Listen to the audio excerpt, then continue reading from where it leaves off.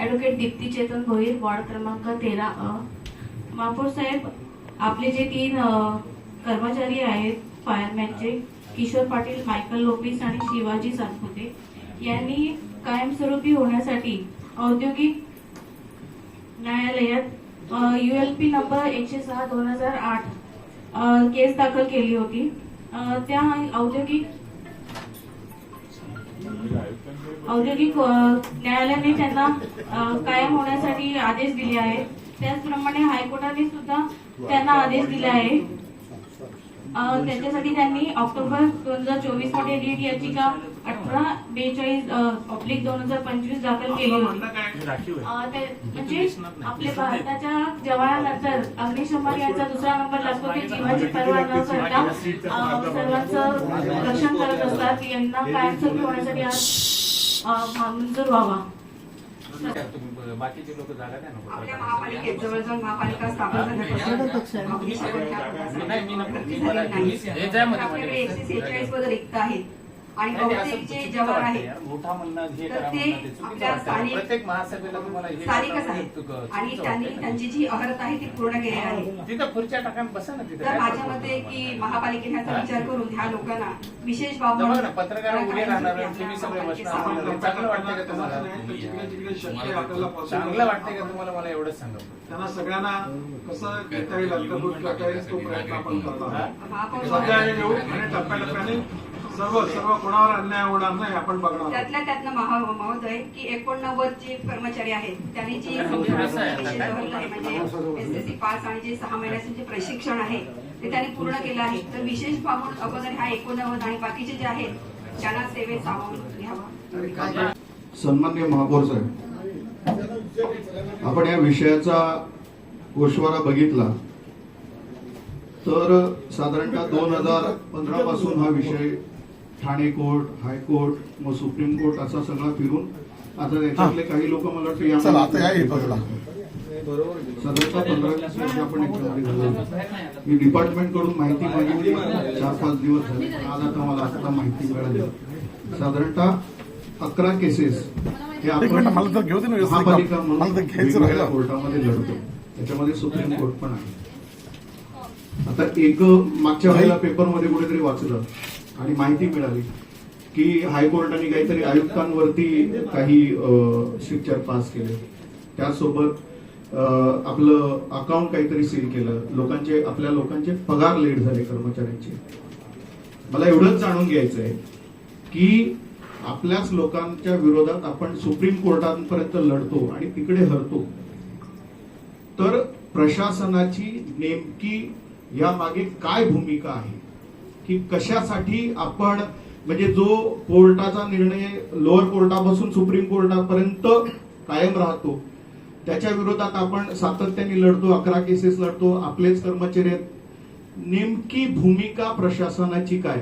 ह्या समजा हे जे कोर्टाचे लोअर कोर्टाचे निर्णय मानले तर प्रशासना किंवा महापालिकेवरती काय परिणाम होऊ शकतो, आणि हे समजा फिरले कोर्टाने ते निर्णय नाकारले वरच्या कोर्टाने तर काय परिणाम होऊ शकतो याचं स्पष्टीकरण प्रशासनाने द्यावं। हा विषय मंजूर करण्यापूर्वी ठीक आहे, हा विषय मंजूर करूया। तुम्हाला माहितीसाठी सांगतो की बऱ्याच वेळा प्रशासकीय अधिकाऱ्यांना वरतून प्रेशर येतो, तो एक नियम होऊ नये।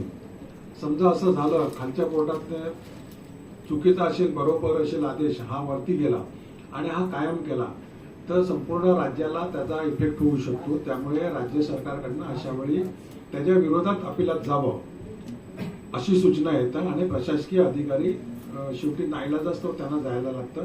आता आपली बॉडी आलेली आहे त्यामुळे आपण त्याच्यामध्ये प्रिकॉशन घेणार आहोत, परंतु या प्रेशर खाली काही त्यांना गोष्टी कराव्या लागतात।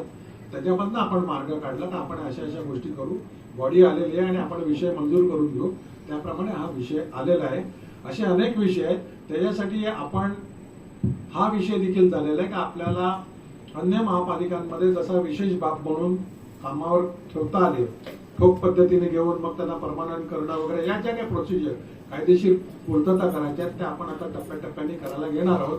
त्याच्यामध्ये फक्त एवढंच आहे की त्यांचं म्हणणं एकच आहे की असं जर परस्पर झालं तर अनेक असे निवाडे होतील की जेणेकरून संपूर्ण महाराष्ट्राला त्याचा त्रास होईल। म्हणून शासनाकडनं कधीतरी अशा गाईडलाईन्स येतात का बाबा अनचॅलेंज पाठवू नका म्हणून ते चॅलेंज करायचं असतं. पण ठीक आहे, आपण हा आपल्या आता आपली बॉडी आलेली आहे, त्याच्यामुळे आपले अधिकार आहेत, त्यामुळे आपल्या अधिकारामध्ये आपण आता विषय घ्यायला सुरुवात करू. एक महापौर महोदय, हा प्रशासकीय काळातला नाही तर हा अगोदरपासूनचा विषय. मला एवढंच म्हणायचंय, विषय माझं लक्ष वेधण्याचं कारण एवढंच आहे की वसई विरार महापालिकेच्या आयुक्तांवरती पण कोर्टाने काही कमेंट किंवा काही स्ट्रिक्चर केले किंवा काय त्याची माहिती नाही आहे, फक्त ऐकून आहे. मला एवढंच म्हणायचंय की याच्यामध्ये महापौर महोदय, मला एवढंच म्हणायचं आहे की हे सगळं करताना प्रशासनाने ही काळजी घेतली पाहिजे ना. आयुक्तांपर्यंत हे सगळे जर विषय जात असतील आणि आयुक्तांना कोर्टाला काहीतरी सांगावं लागत असेल तर ही आपल्या शहराची बदनामी आहे, प्रशासनाची बदनामी आहे. प्रशासकीय जे संबंधित अधिकारी आहेत त्यांनी नेमकी काय काळजी घेतली की हे सगळं होईपर्यंत ते प्रशासकीय अधिकारी काय करत होते. आयुक्तांपर्यंत हा विषय गेला तोपर्यंत म्हणजे आपण कोर्टामध्ये आपल्याच अधिकाऱ्यां किंवा आपल्या प्रशासनाच्या प्रमुखांविरोधात ज्या वेळेला एखादं ऑर्डर पास होते किंवा काही त्यांचं कमेंट पास होतात त्यावेळेला तो संबंधित अधिकारी आणि तो आपले वकिलातले जे कोणी वकील आहेत त्यांची काय जबाबदारी नाही का.